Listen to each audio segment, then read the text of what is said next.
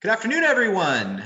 My name is Jake Wynn. I am the Director of Interpretation at the National Museum of Civil War Medicine. I'm joined today by my good friend Pete Miele, the Director of Education at the Seminary Ridge Museum in Gettysburg, Pennsylvania. We are planning to talk about one of the most famous battlefield hospitals of the Civil War, Camp Letterman at Gettysburg, a makeshift tent hospital that cared for the most grievously wounded soldiers from the bloodiest battle of the American Civil War. Thank you, Pete, so much for joining us this afternoon. Yeah, thanks for having me, Jake.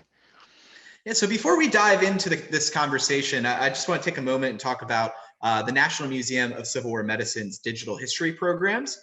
Due to the current pandemic, we have been closed to the public since about mid-March. And so that hasn't stopped us, though, from fulfilling our mission to share the vital lessons we can learn from Civil War medical care. This is a topic that has been really, unfortunately, relevant to both of our museums' mission. And so we have been trying to draw those connections with these video programs to focus on how we can learn from the Civil War and apply some of the lessons we learned in the 1860s to our own situation today. We like to think that we're offering hope through history.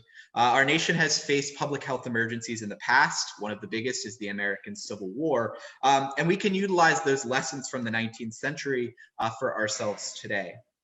So thank you all for tuning in. I see we have people coming online and joining in right now. Many of you have returned time and time again, and thank you so much for that. We really appreciate the consistent viewership that we've been getting. We've gotten to make some digital friends out of this, which has been fantastic, and we're really appreciative of that, of you returning time and time again for these conversations.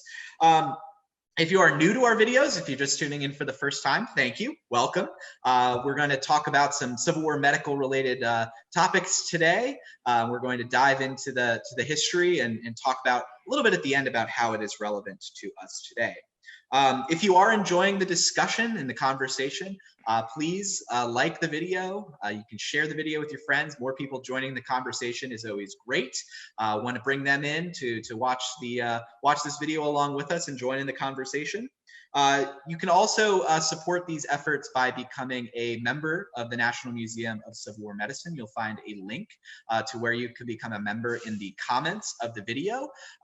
If you don't want to become a member, if you just want to pitch in a little small donation, any amount helps us. We don't have admissions coming in right now, unfortunately, due to the pandemic. And so every little donation, every little bit helps us. So if you are enjoying these videos, if you tuned into a few of them, please consider becoming a member or donating to the museum. And for those of you who have already donated and become a member after watching these videos, thank you so much. We really appreciate you tuning in, appreciate you becoming a member. You are sustaining these efforts and allowing us to continue doing these programs. So as we get to the end of the program, if you have any questions, and I think you probably will, because Pete is fantastic and we have a good topic for you all today about Camp Letterman. If you have any questions as we're going through this video, please drop them in the comments, and we're going to do a question and answer session at the end of the video, and that'll allow for some of those questions to be answered. So if you have any burning questions about Camp Letterman or medicine at Gettysburg, we'll try our best to answer some of those questions. So with all that being said, let's dive into this topic. So Pete, what was the medical situation in the aftermath of the Battle of Gettysburg, and how does your museum, the Seminary Ridge Museum, fit into that story? Yeah, so at the end of the Battle of Gettysburg, there's about 20,000, a little over 20,000 wounded soldiers between both sides that are left in Gettysburg. About 14,000, a little over 14,000 United States soldiers, and a little over 6,000 Confederate soldiers that are left when the Confederates retreat back into Virginia.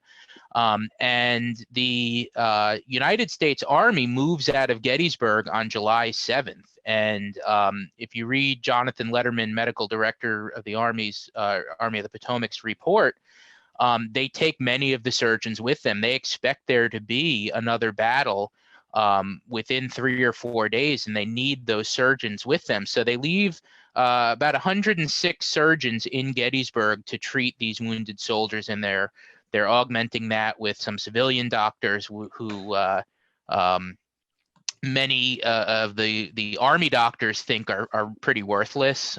Henry Janes, who's left in charge, and Letterman both say that the civilian doctors aren't really worth much. But lately, I've really been starting to think of the situation in Gettysburg really as a humanitarian crisis. You have environmental impacts, you have this public health impact, you have a disruption in the logistic chain of getting food and supplies in, of getting wounded men out. And even with all of the advancements that have been made in military logistics and military care in the year before the Battle of Gettysburg, it's really, really taxing the medical system that has been put in place. Most of the wounded are when the battle is over are in division field hospitals. A lot of them have been combined into kind of these core hospitals, all the division hospitals put together by corps. And surgeries are being done. They're getting people off the battlefield. They're doing those primary amputations, and then just trying to figure out how to care for all of these wounded soldiers. So Seminary Ridge Museum fits in as one of the largest hospitals in Gettysburg. It's turned into a hospital, a division level field hospital for the 1st Division of the 1st Corps, about 9 o'clock in the morning on July 1st, 1863, as the 1st Division is going into battle on McPherson Ridge. And by the end of the day on July 1st, there are soldiers from the 1st Division, 3rd Division being brought into this building. And it's going to serve as a hospital for 2.5 months after the battle, one of those division level hospitals, and then administratively be turned into a general hospital where you're going to see soldiers from all different parts of the Army of the Potomac, but then also soldiers from the Army of Northern Virginia. And the last patient does not leave until September 16th, 1863, George McFarland. Yeah, so that's one of the things that I was always most impressed with when going to visit the Seminary Ridge Museum, which I highly recommend doing. If you have not been there, you know, if you go next time you go to Gettysburg, once pandemic is behind us, you know, if you go into Gettysburg, make sure you make a stop at the Seminary Ridge Museum. You're not going to regret it. It is an amazing story, especially about, but not just the medicine, but the medical story there is just so incredible and also intense, because not only do you have there being a hospital there, but it is on the battlefield. It is a true battlefield hospital right there against the front lines on Seminary Ridge. I've always been highly impressed by what you all do there. Thank you. Yeah. So you did mention about, you know, the patients being treated there for an extended period of time in the months that followed the Battle of Gettysburg. And that's kind of where Camp Letterman comes into this story. So Pete, can you describe Camp Letterman, how it came about, and what happened there? Yeah. So one of the things that Jonathan Letterman is very attuned to, and he writes about this in his medical recollection, and we'll get into Letterman a little bit as we go through, is making sure that patients are strong enough health-wise before they're moved, to not move patients from place to place until they have regained their strength to a certain extent. So he recognizes that there's going to be soldiers that are going to have to stay in the Gettysburg area for a number of months. And as early as I believe it's July 9th, they start thinking about a general hospital, and it comes out of an order from Seth Williams, who's the adjutant general, I think, of the Army of the Potomac, that they're going to establish a general hospital. And they choose this area out on York Road, roughly where not far from where the giant supermarket is right now. I'm going to try to show a picture here, if my screen share will work, that shows where it is in relation to to what we see in Gettysburg today. So it's about 80 acres on the George Wolfe Farm, right there along Route 30. And a couple of the reasons that this is picked is it's on a hill, has very good drainage. It's in the the rear of a large woods. Close access to the one rail line in and out of Gettysburg, and this is kind of where it looks like where it is in relation to today. You see Giant Foods right here, and the spot where it most of the camp was a trailer park for a while, leading up against the Peebles Plaza and where Staples is today. By most accounts, if you look at what people are saying about it, it's a very beautiful spot. A few different people are talking about how picturesque the area is, fine, beautiful ground. So it's interesting to read the accounts of people, nurses and patients and surgeons who are there, and juxtaposing this beautiful space against what is actually happening there in terms of treatment and injuries to soldiers. One of the interesting things that I think about Camp Letterman is it's sort of the second time during the Gettysburg campaign that the area is used, because on June 26th, 27th, as Jubal Early's force comes through Gettysburg, John Gordon's brigade camps on the George Wolfe Farm, for some of the same reasons: access to the York Pike, but then good drainage, and access to water. There is a spring on the grounds, so it was not unfamiliar for maybe some of these soldiers who end up there. Yeah, this is a beautiful spot, and if you're driving along Route 30 today, and you can look past all of the development that has occurred there, and you look out towards the distance, you can see Gettysburg.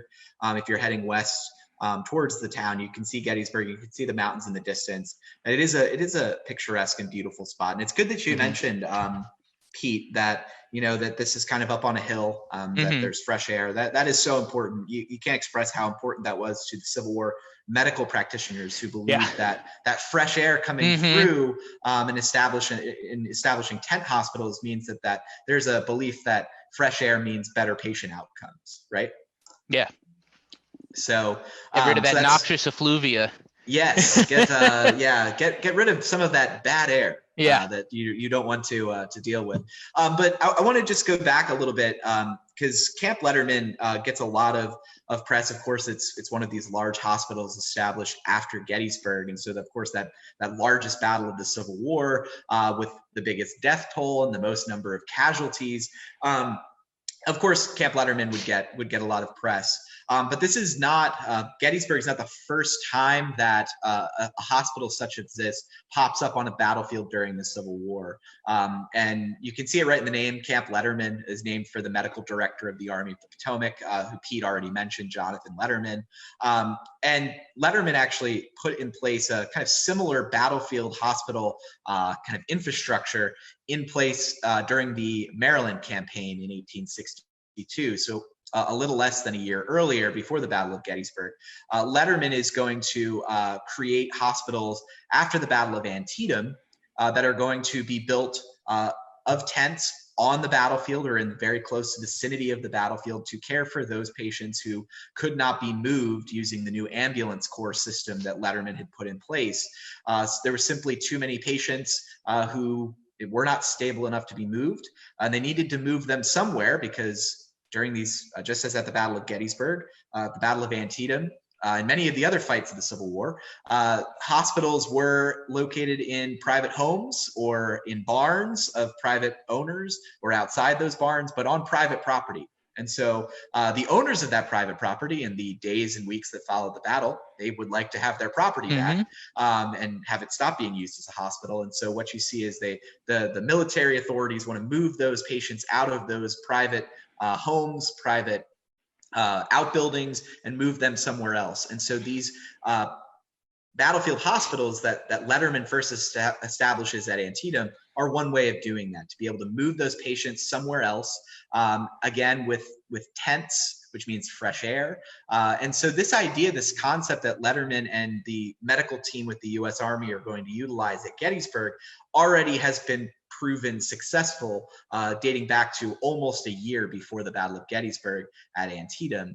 And so this is one of Letterman's reforms that he puts in place during his time as medical director of the Army of the Potomac, that are later going to be applied not only at Gettysburg, but at many other battlefields in which the Union Army is victorious, controls the battlefield at the end of the battle, that they can establish some longer term care, makeshift. They are tent field hospitals, but that they can stay in one place and provide a place for those patients who may not be stable enough to be moved. Yeah, very true. So, yeah. So, do you have anything to add there, Pete, or any thoughts there on Letterman? Not much on Letterman, but one of the most amazing statistics that I have ever seen in the Battle of Gettysburg, and again, I think I'm going to try to share my screen here. I think that that this will come across, is that the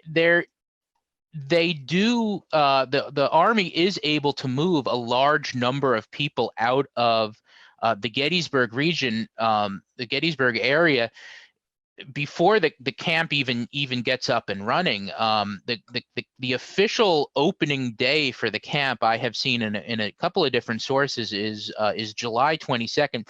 They're starting to plan it as early as July 9th, but opening day is the 22nd. And just take a look briefly. This is from the ORs, the official records of the War of the Rebellion.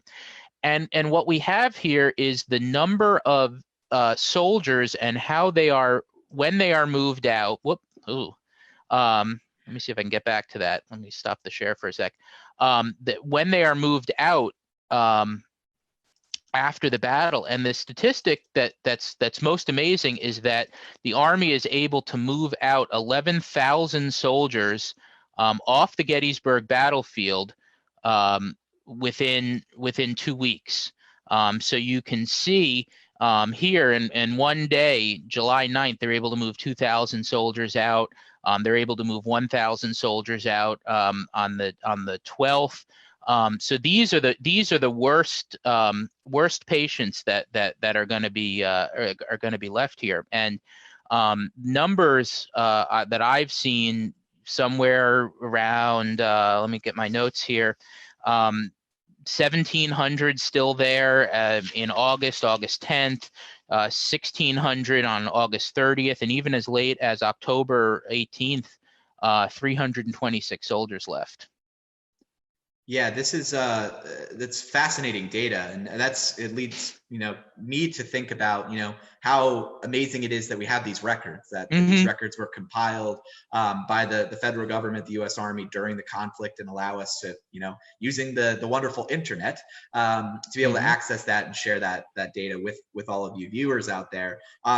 As Pete just showed, that is the Letterman plan, the Letterman system in action. This idea of moving these patients quickly from the battlefield off to hospitals and other cities, other communities where they have larger healthcare infrastructure already in place. Just Pete, quickly, where are some of the places that they are taking those wounded soldiers from? Yeah, primarily Baltimore, but New York, Pennsylvania. Let me see if I can move this. Harrisburg.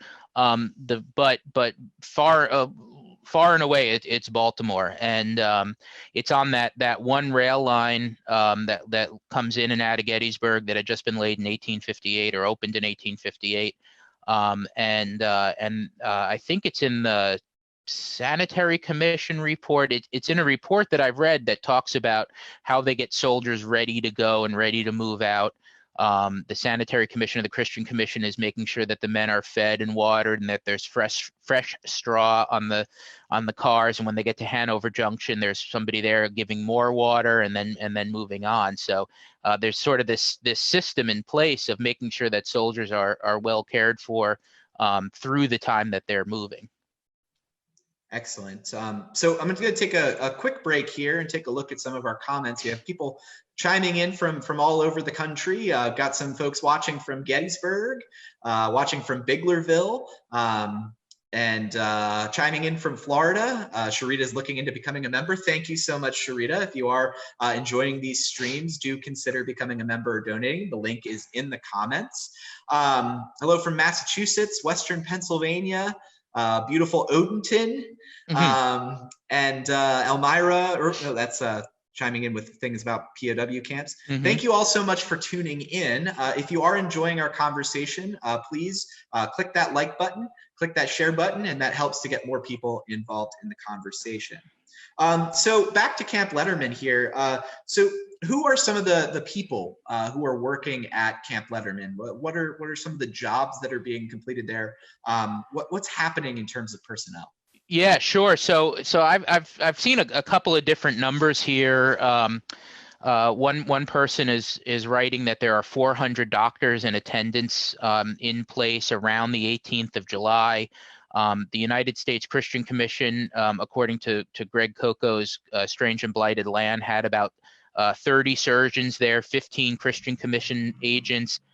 It seems like there's this combination of government workers, aid societies, and then just people that are kind of showing up to help out. And one of the greatest accounts, I have the book right here. I spent a good bit of time with this yesterday.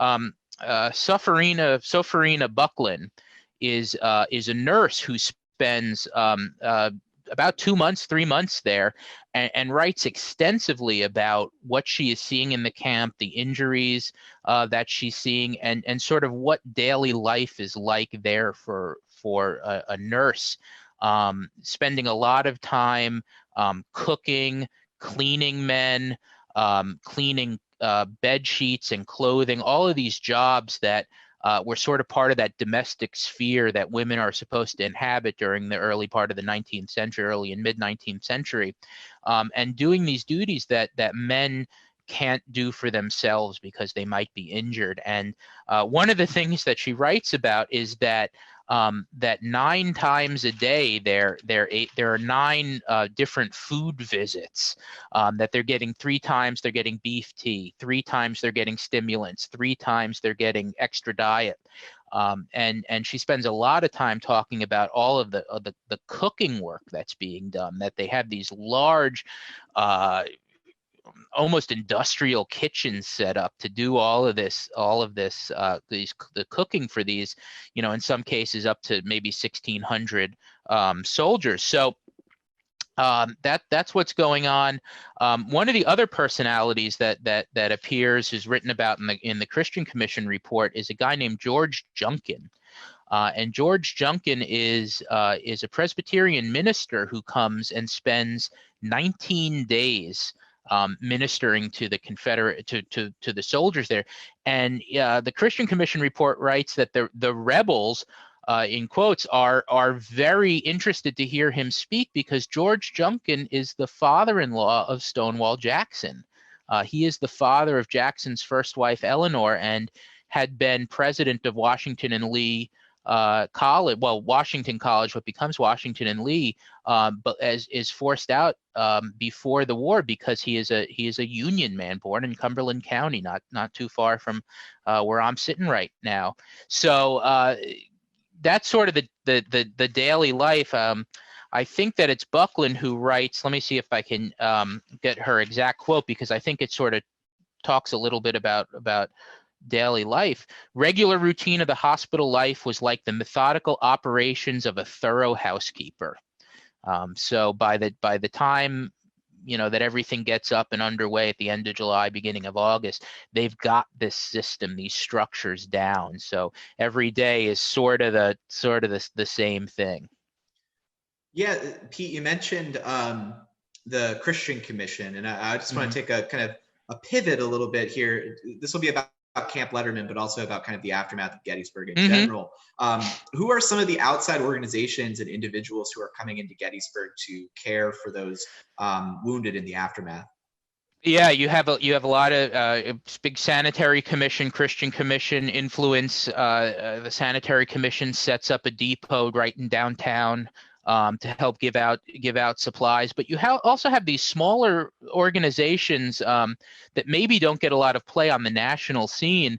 The Daughters of Charity, or I think they're called the Daughters of Charity at the time, Sisters of Charity now, or I might have that reversed, but from Emmitsburg are coming up and are helping care for wounded soldiers in places like the Seminary Hospital. There are 4 or 5 sisters that come up and spend time in the Seminary Hospital in St. Francis Xavier. You also have a group from Lancaster, the Patriot Daughters of Lancaster, that come with supplies and also to help care for wounded soldiers in Christ Lutheran Church and in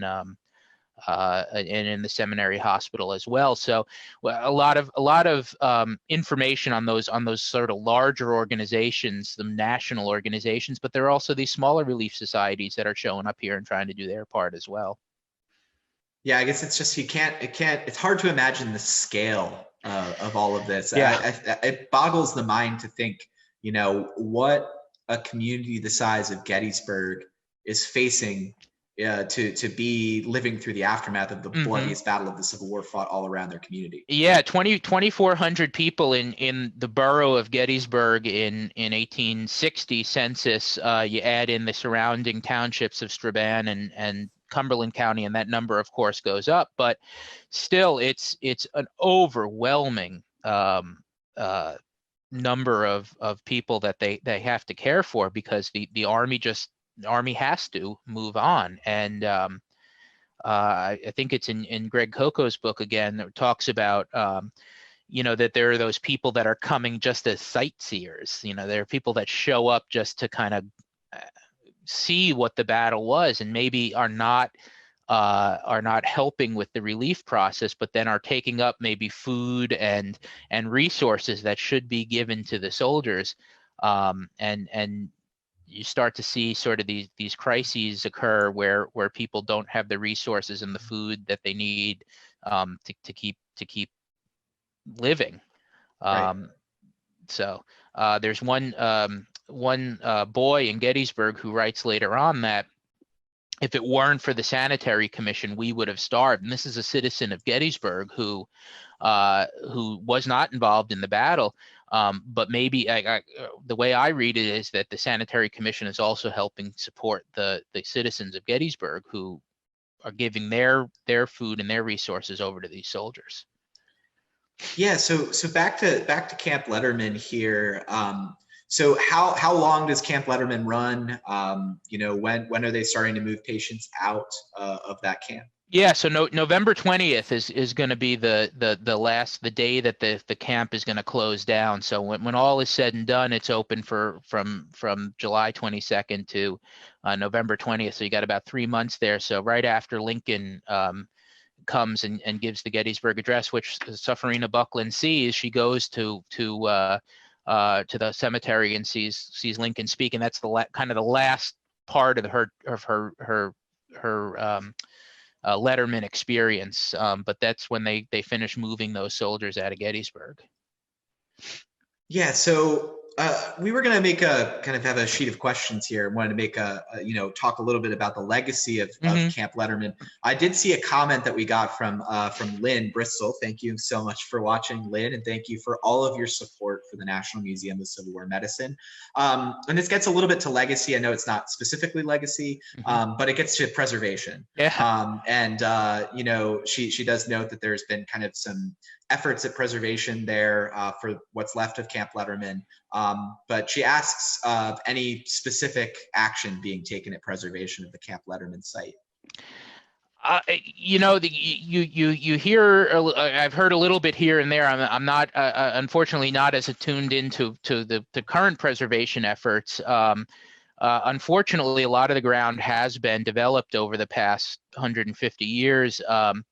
I was reading a source from the early 20th century that was talking about how different government entities, or the government has taken over, the federal government has taken over ownership of the park, but it's really unfortunate that the area that was Camp Letterman was never preserved. And this person that's writing in I think it's 1905 or 1906 was really saying, asking why doesn't the government, this is such an important piece of land, why didn't they make some sort of provisions to get this property as well? So I think that the Gettysburg Battlefield Preservation Association is involved with trying to do some work in preserving the area.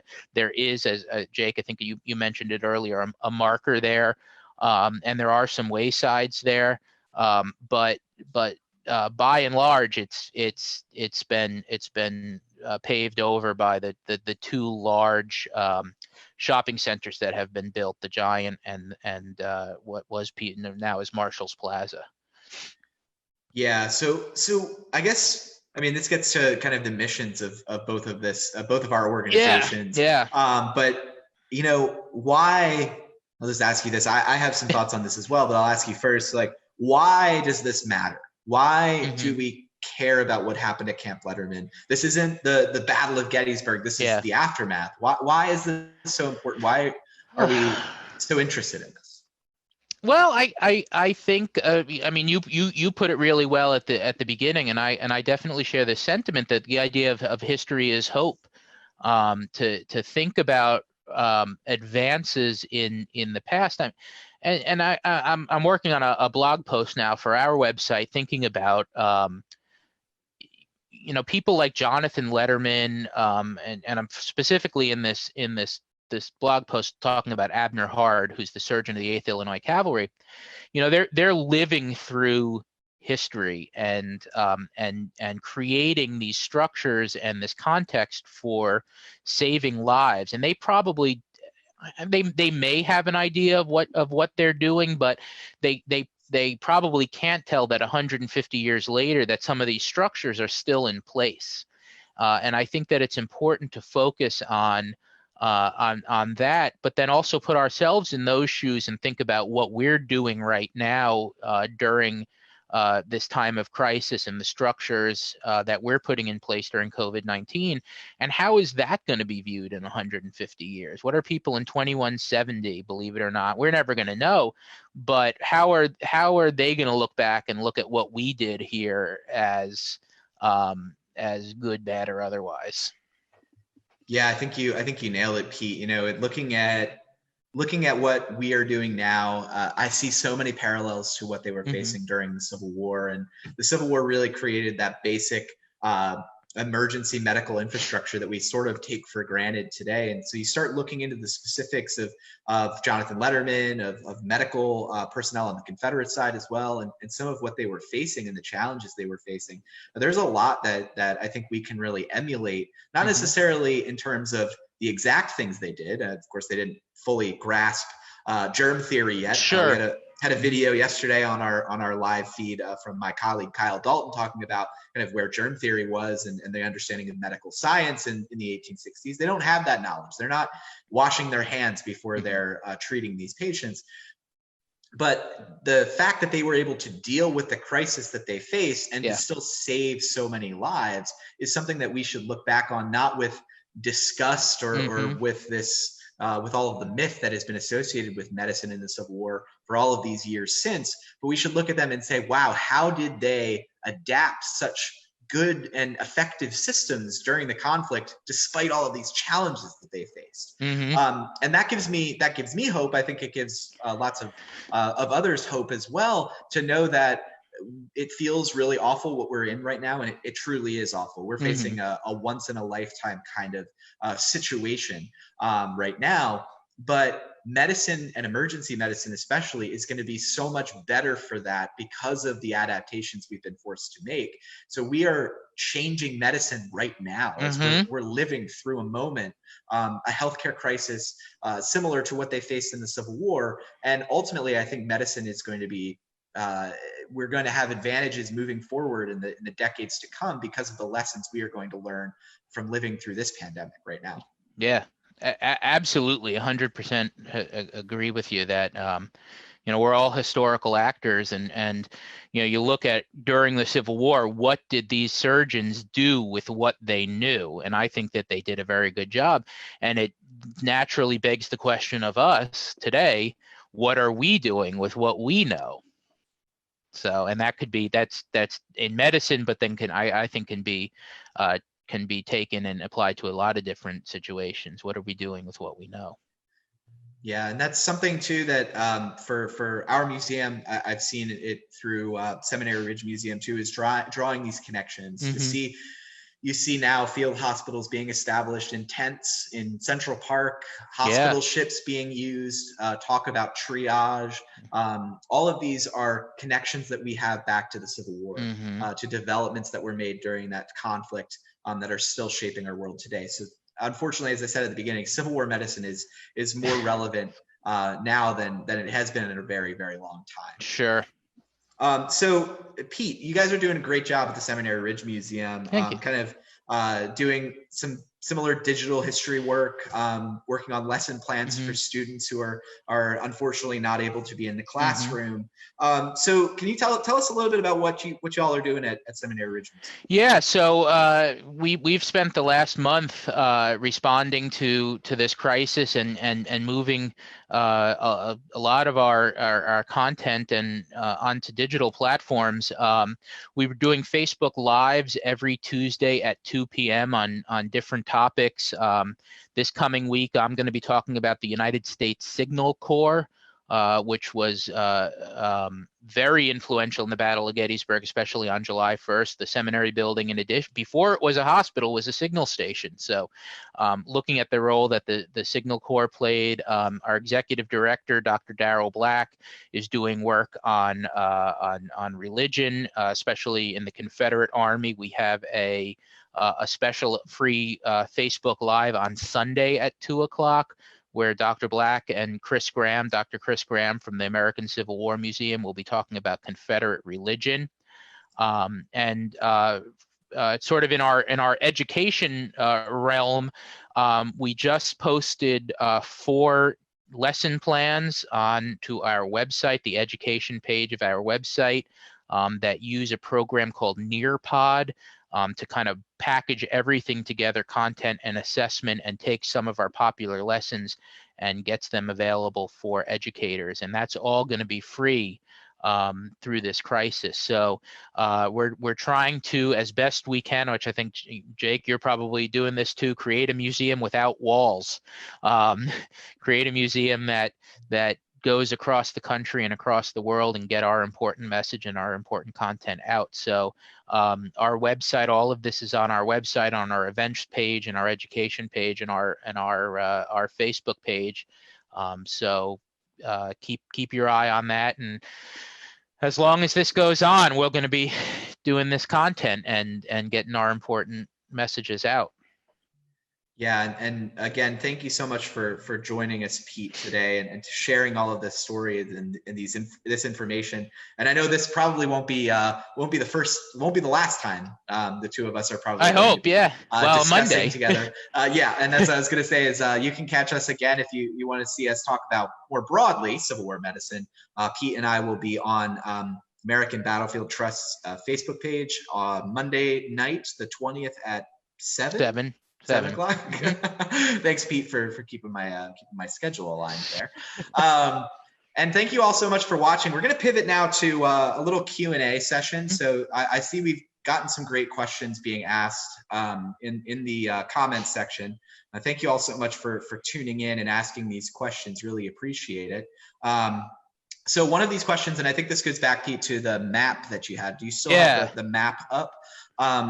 Robert asks, can you discuss the layout of the camp, specifically the tent rows and numbers of soldier patients hosted in each tent? Also, you talked a little bit about this, but about daily routine in the camp. Sure. So let me just get the map up here. And actually, I saw another question which asked about Cornelia Hancock. I'm actually going to answer both those questions at once. Excellent. Because Cornelia Hancock, who is, yes, a nurse there, she talks a little bit about what it looks like. She says that there are 6 avenues which is indicated on this map here, and 18 tents per avenue. You also have a special sections for the support staff, places where soldiers can eat, and then the cooking area, which is down here closer to the road. Back of the camp, sort of towards I guess that's towards the south. You have sort of you have a hospital graveyard site, as soldiers are dying in this camp. They are being buried on site. A lot of these men are eventually moved to the new Soldiers National Cemetery, which is going to be dedicated in November. So it was pretty sizable. I'm trying to see if I have information on how many men to each tent. I don't have anything written in my notes right now, but I'm more than happy to go and try to find that information and post that later on. I've seen different numbers of the total number of tents. I've seen 500, over 400. Some people are saying 1,000 tents, and it might depend on the time that they're talking about, or in the camp's life, or may look like 1,000 tents, but sort of the number that I've seen is somewhere between like 500 and 600, which looks like the most popular number. Great. Another good question here from Sharita. And you mentioned this a little bit, but we can go a little bit more into specifics here. Did Camp Letterman also care for Confederate prisoners? Yeah. And were they separated from the other patients, and were they treated differently? Yeah. Yes. The short answer to that question is yes. There were Confederate soldiers that were there.